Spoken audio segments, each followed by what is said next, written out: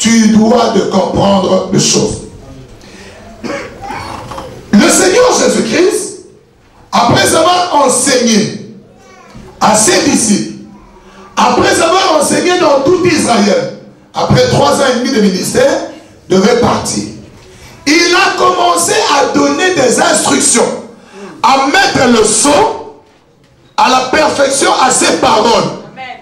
Il a fait quoi? Il a mis le son. Amen. Amen. Amen. Il a mis quoi? Le son. C'est-à-dire il donnait des instructions qui devraient rester pour toujours. Amen. Nous lisons Matthieu chapitre 28. Dis à ton frère, à ta soeur qui est à tes côtés, Matthieu 28. Verset 19 à 20. Matthieu chapitre combien? Allez, faites de toutes les nations des disciples. Allez, faites quoi?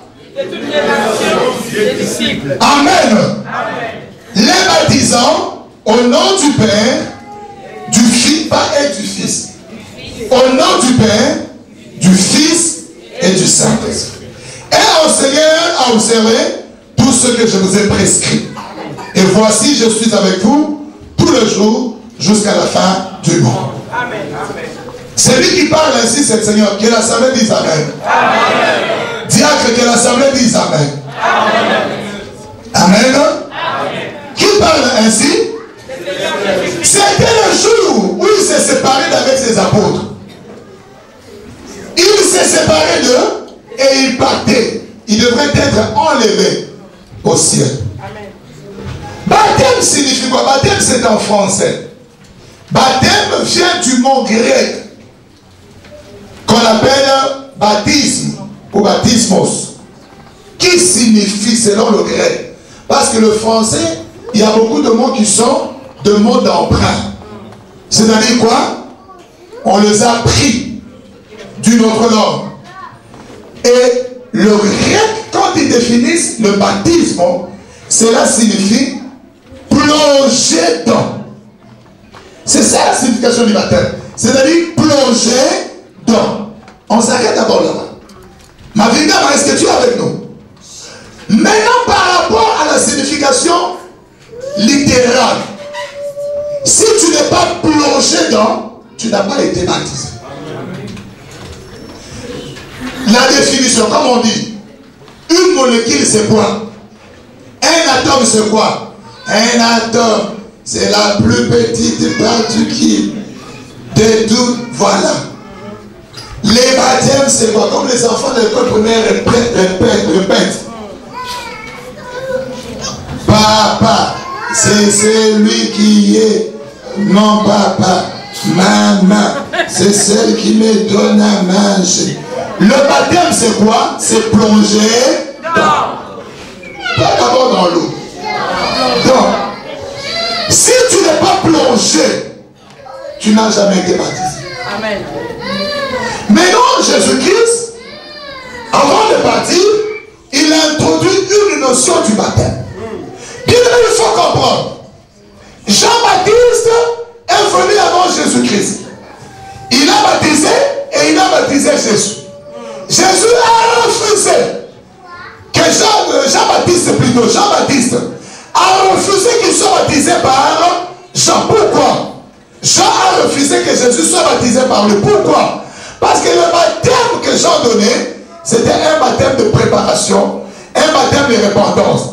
Mais comme il était prophète, il a trouvé qu'en Jésus, il n'y avait rien à se repentir.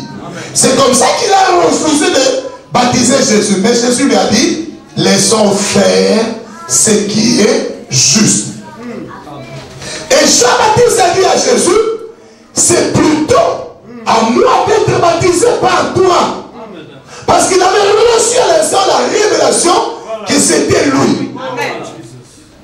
Mais Jésus lui dit, non, qu'on laisse faire ce qui est juste.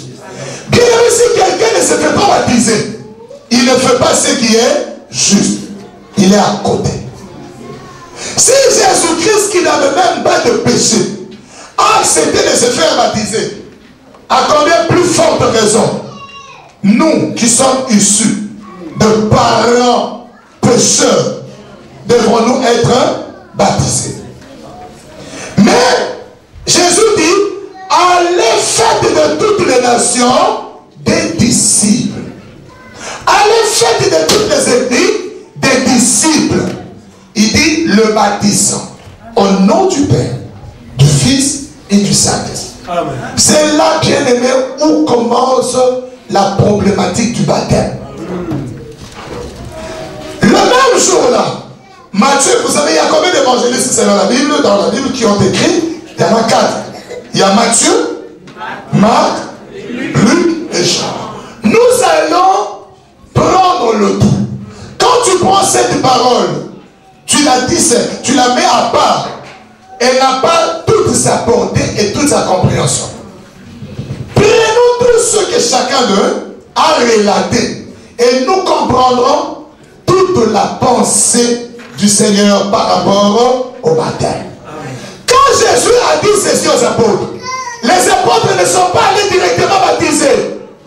Non, bien aimé. Matthieu n'a écrit que cela. Mais lisons ce que Marc aussi a répondu parce qu'il était là. Marc chapitre 15, du 16e verset, du 15e verset au 20e. Marc chapitre 16, du 15e verset au 20e. Marc chapitre combien? Vous y êtes là? Nous lisons au nom de Jésus-Christ. Puis Jésus leur dit, c'est la même scène, au même moment, relatée maintenant par qui? Marc 16, verset 15.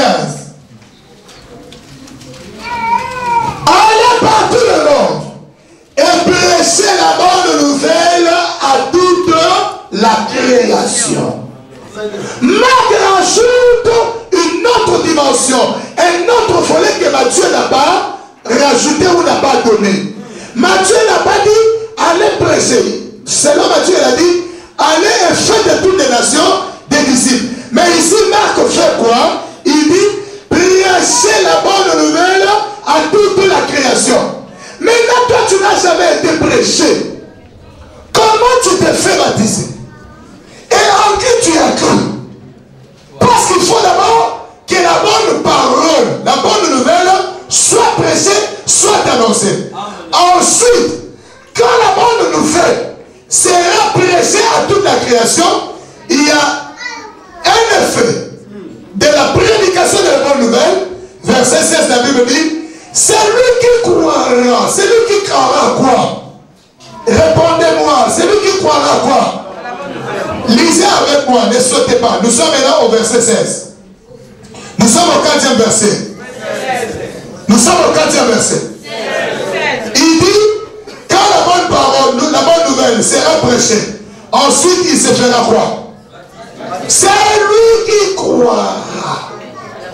Bien aimé, quand la bonne nouvelle est annoncée, il faut qu'il y ait la croyance. Parce que la Bible dit, la foi vient de ce que l'on entend. Amen. Toi, tu n'as rien entendu. Tu te fais baptiser comment? Et la plupart d'entre nous, on a été baptisés enfants. Est-ce qu'un enfant encore écoute la parole? Prend-il des décisions? Croit-il? Comme l'enfant que nous avons béni ici, hier, on dit il a été baptisé. Il a cru en quelle parole? Il connaît quelle bonne nouvelle? Et quelle décision prendra-t-il? Voilà comment les gens prennent une forme pour satisfaire les gens. Comme ici en Europe par exemple, les gens cherchent où aller, où se distraire. Alors, ils sont en mal d'argent, ils se disent que je prends mon bébé, je vais le baptiser, il imprime des invitations. Et quand on dit soutenir l'œuvre de Dieu, il trouve qu'on l'embête. Il fait des invitations, il appelle des gens, venez mon enfant, sera baptisé. Et toi aussi de foi, un enfant de Dieu, on t'appelle, sois la marraine de mon enfant. Tu vas aussi répondre, oh non, tu vois, c'est pour ne pas le blesser. Tu obéis à un homme plutôt qu'à Dieu. Un enfant qui n'a pas cru. Et quand cet enfant grandira, ça sera un bandit. Ça sera une prostituée. Quelle vie on n'a pas menée avant qu'on vienne au Seigneur? été baptisé. Ce n'était pas un baptême. La Bible dit, celui qui croira et qui sera ensuite baptisé sera sauvé. Que l'Église réponde, les frères répondaient. Celui qui croira et qui sera baptisé sera sauvé. Maintenant, celui qui ne croira pas et qui ne sera pas baptisé, il sera comment? Condamné.